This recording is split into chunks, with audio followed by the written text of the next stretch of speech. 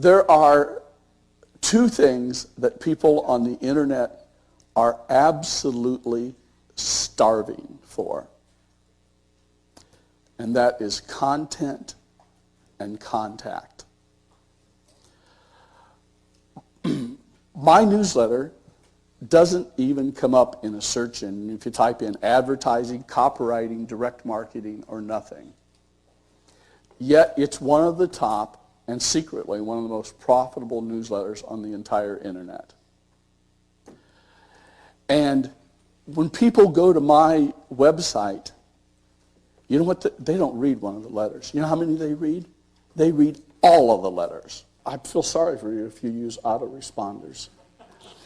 I want to tell you something that very few people know.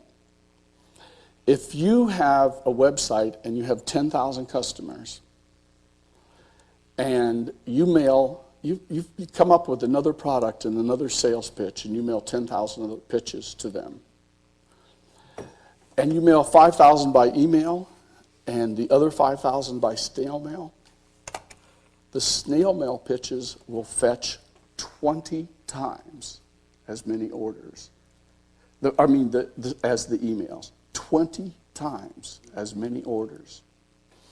Now, if you're selling a $37 ebook or any kind of book, and you do the math on that. Now, what everybody gets seduced by is free. I've had guys in the early days of the internet, geez, I can use my computer to call Germany free. I said, no kidding, it's free? Yeah. So how long did it take you to do it? It's 27 hours. You know, it's free for him, but it took 20 hours. The internet is not free unless your time is worthless.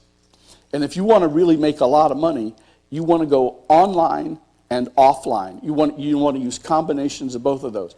Because in marketing, there's only three things. There's a product, there's a sales pitch, and there's a delivery system.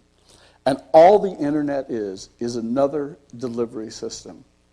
Now, if you would rank delivery systems, the top is face-to-face. The second is you're talking to people on the telephone. Third is direct mail. And then there's television and radio and skywriting and matchbooks. And clear in the cellar is the internet. The internet is the least effective way to sell ever devised by man. But you should stick with it because it has so many advantages.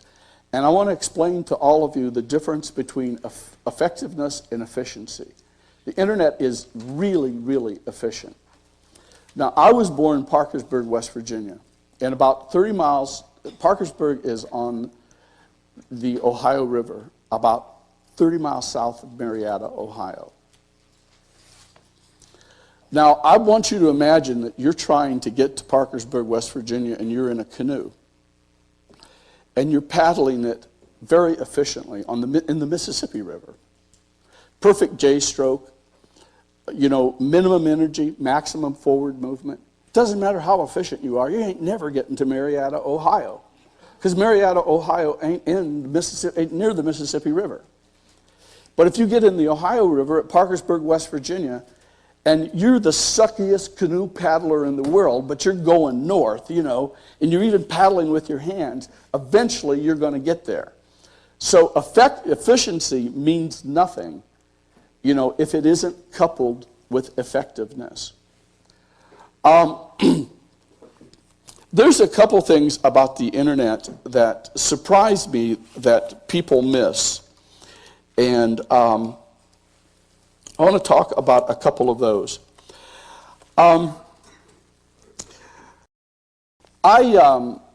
Some of you, have any of you been to my website, to GaryHalbertLetter.com? Okay, well, I have, I actually have written I've written a monthly newsletter since 1986.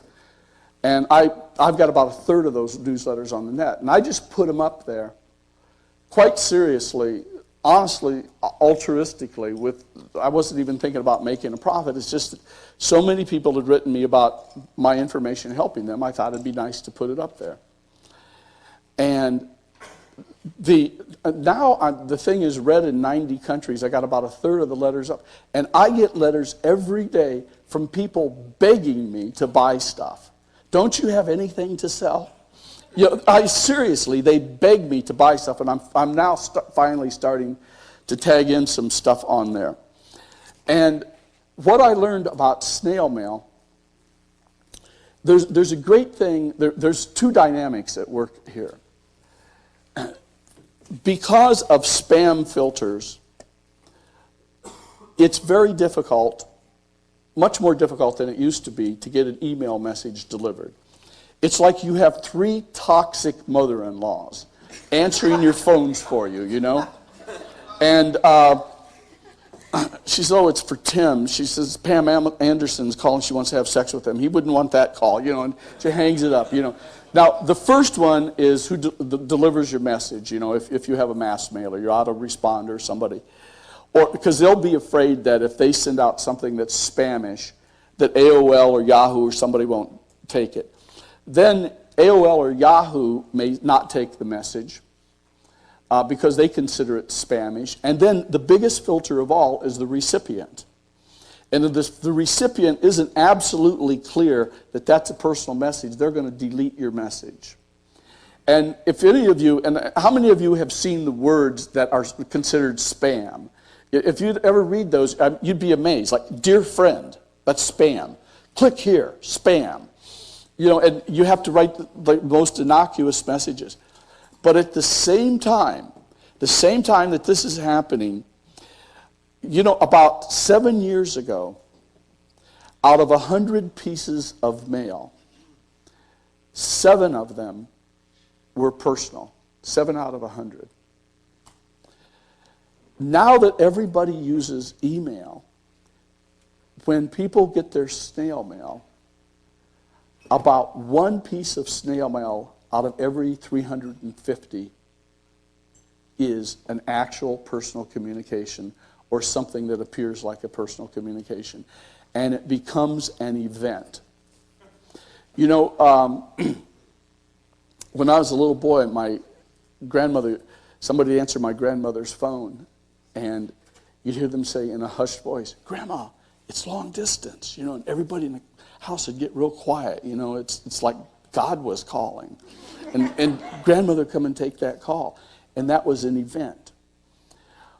Something that's still an event, not so much for businesses, but for people that are live at home and don't work, is a Federal Express letter. You know, it's a big deal. It's an event.